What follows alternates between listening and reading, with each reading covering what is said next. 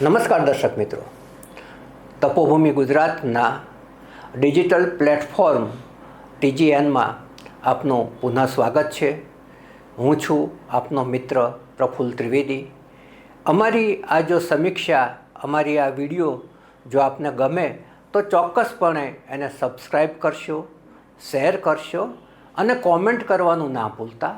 કેમ કે આપની કોમેન્ટ પરથી અમે આપની રસ રુચિ જાણી શકીશું, અમારી ક્ષતિ હોય તો એ પણ અમે સુધારી શકીશું.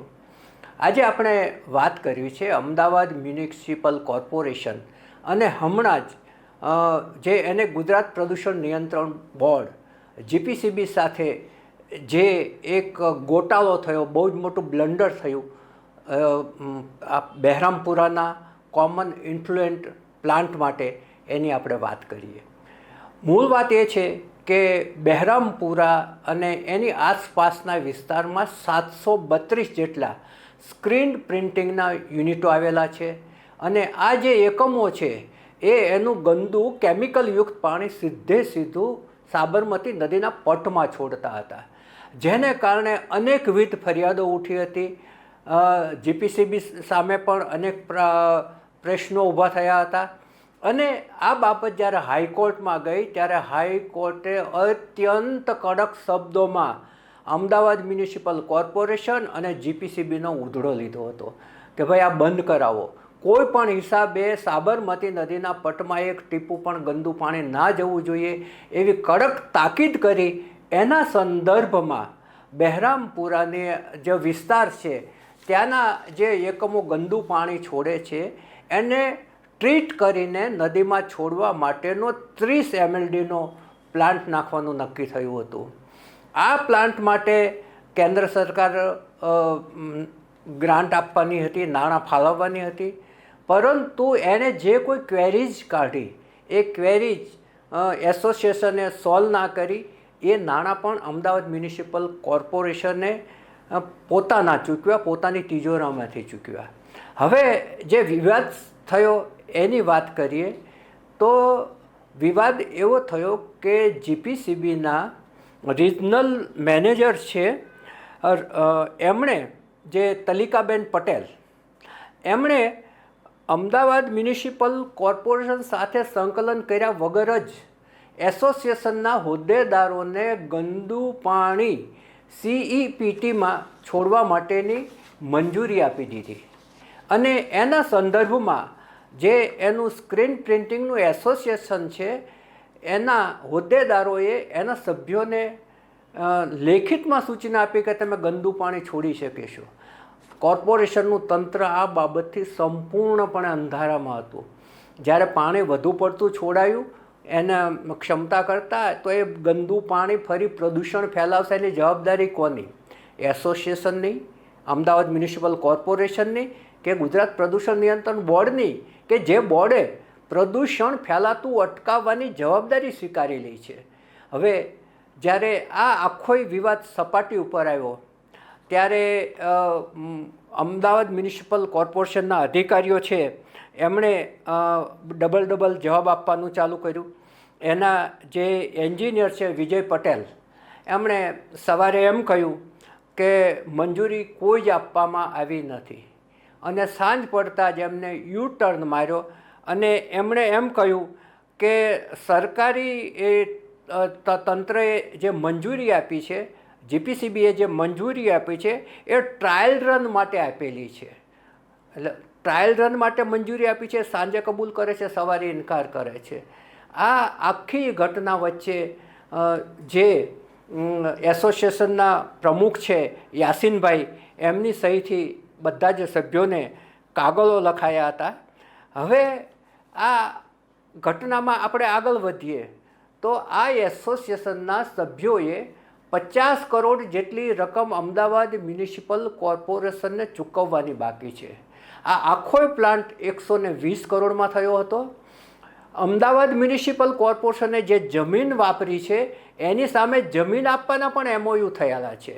છેલ્લા 2 વર્ષથી જે કટકે ટુકડે પૈસા આપવાના હતા એ પણ નથી આવતા.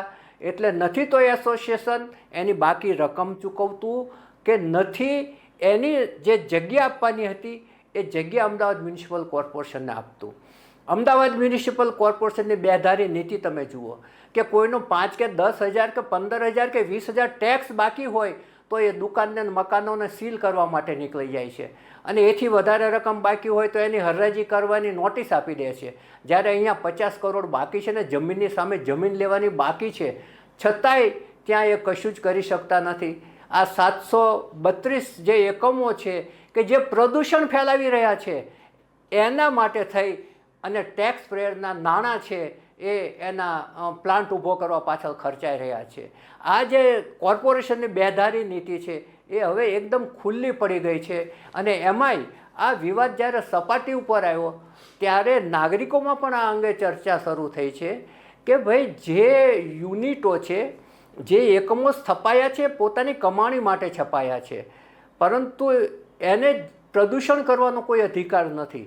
એને પ્રદૂષણ નિયંત્રણના કાયદામાં રહીને કરવાનું છે, અને એ જો કોઈ પણ વ્યક્તિગત ના કરી શકે તો એક આવો કોમન ટ્રીટમેન્ટ પ્લાન શરૂ કરવો એવું આખે નક્કી થયું.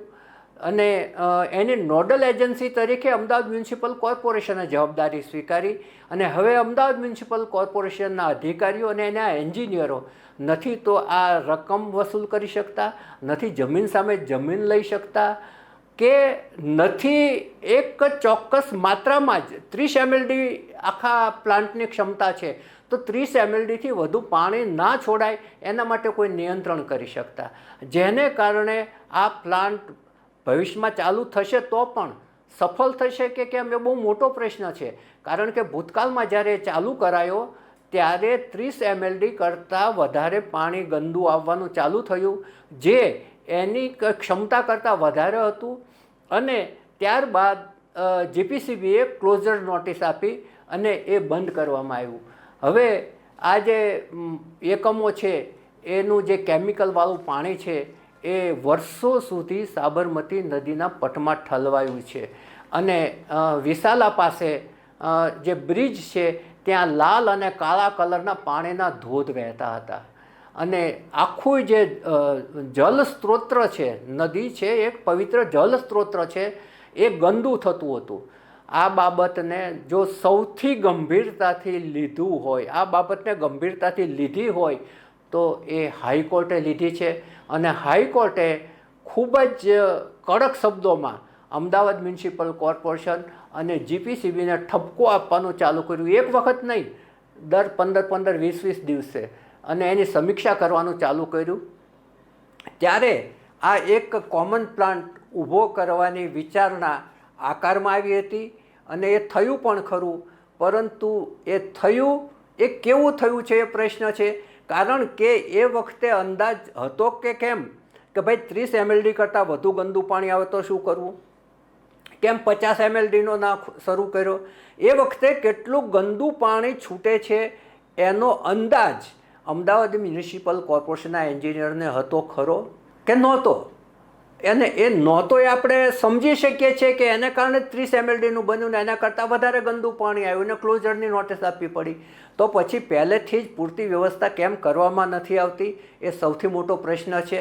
અને અમદાવાદ મ્યુનિસિપલ કોર્પોરેશનના ટેક્સ પેયરના નાણાંનો આ જે દુરુપયોગ થઈ રહ્યો છે એ બાબત અત્યંત દુઃખદ છે.